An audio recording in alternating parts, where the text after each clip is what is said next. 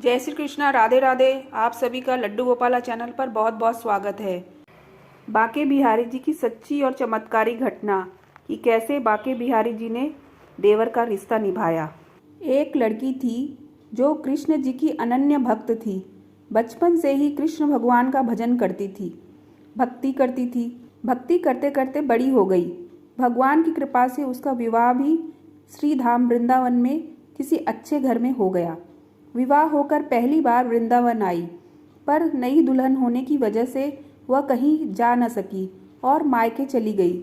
और वह दिन भी आया जब उसका पति उसे लेने उसके मायके आया। उसके पति के साथ फिर वृंदावन पहुंच गई। पहुंचते पहुंचते उसे शाम हो गई।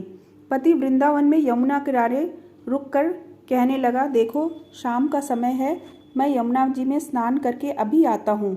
तुम इस पेड़ के नीचे बैठ जाओ और सामान की देखरेख करना। मैं थोड़े ही समय में आ जाऊंगा, यहीं सामने ही हूँ, कुछ लगे तो मुझे आवाज़ दे देना। इतना कहकर पति गया और वह लड़की बैठ गई।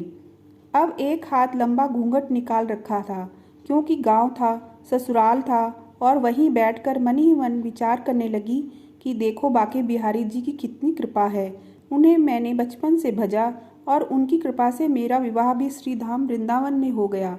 मैं इतने वर्षों से ठाकुर जी को मानती हूँ, परंतु अब तक उनसे कोई रिश्ता नहीं जोड़ा। फिर सोचती है, ठाकुर जी की उम्र क्या होगी?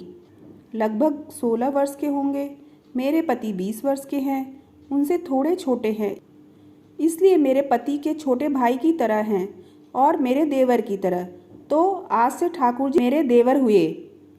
अब तो ठाकुर जी से नया संबंध जोड़कर वह बड़ी प्रसन्न हुई और मन ही मन ठाकुर जी से कहने लगी, देखो ठाकुर जी, आज से मैं तुम्हारी भाभी और तुम मेरे देवर हो गए।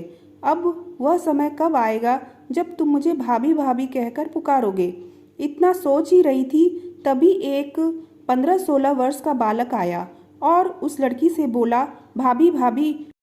लड़की अचानक अपने भाव से बाहर आई और सोचने लगी कि वृंदावन में मैं तो नई आई हूँ, यह भाभी कहकर कौन बुला रहा है। नई थी इसलिए घूंघट उठाकर नहीं देखा कि गांव के किसी बड़े बूढ़े ने देख लिया तो बड़ी समस्या होगी। अब बालक बार बार कहता, पर वो उत्तर नहीं देती। बालक पास आया और बोला, जरा अपना चेहरा तो दिखाओ। ये सुनकर वो और कसकर घूंघट पकड़कर बैठ गई। फिर उस बालक ने जबरदस्ती घूंघट उठाकर देख लिया। थोड़ी देर में उसका पति आ गया। उसने सारी बात अपने पति से कही। पति ने कहा, तुमने मुझे आवाज़ क्यों नहीं दी? तो वह बोली, वह तो इतनी जल्दी भाग गया था, बस मैंने उसका चेहरा देखा। पति बोला, चिंता मत कर, वृंदावन बहुत बड़ा थोड़े ही है। कभी किसी गली में लड़का मिल गया तो उसकी हड्डी पसली एक कर दूंगा, फिर कभी ऐसा नहीं कर सकेगा।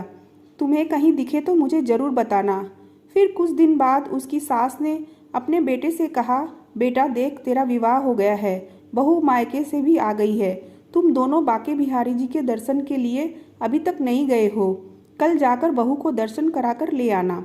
अगले दिन दोनों पति पत्नी ठाकुर जी के दर्शन के लिए मंदिर जाते हैं। मंदिर में बहुत भीड़ थी। लड़का कहने लगा, तुम स्त्रियों के साथ आगे जाकर दर्शन करो, मैं अभी आता हूँ। अब वह आगे गई, पर घूंघट नहीं उठाती। उसे डर लगता, कोई बड़ा बूढ़ा देखेगा तो कहेगा, नई बहू घूंघट के बिना घूम रही है। बहुत देर हो गई। पीछे से पति ने आकर कहा, अरे बावली, बिहारी जी सामने हैं, घूंघट काहे ना खोले? घूंघट नहीं खोलेगी तो दर्शन कैसे करेगी? अब उसने अपना घूंघट उठाया और जो बांके बिहारी जी को देखा तो बांके बिहारी जी की जगह वही बालक मुस्कुराता हुआ दिखा। तो एकदम से चिल्लाने लगी, जल्दी आओ जल्दी आओ। पति पीछे से भागा भागा आया। क्या हुआ?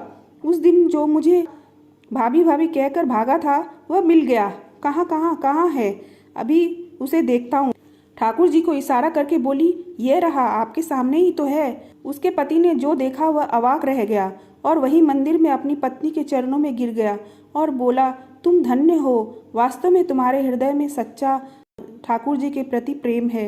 मैं इतने वर्षों से वृंदावन में हूँ, मुझे आज तक उनके दर्शन नहीं हुए और तेरा भाव इतना है कि बिहारी जी ने तुझे दर्शन दे दिए। तो दोस्तों, वीडियो अच्छी लगी हो तो वीडियो को लाइक, शेयर और सब्सक्राइब जरूर करें।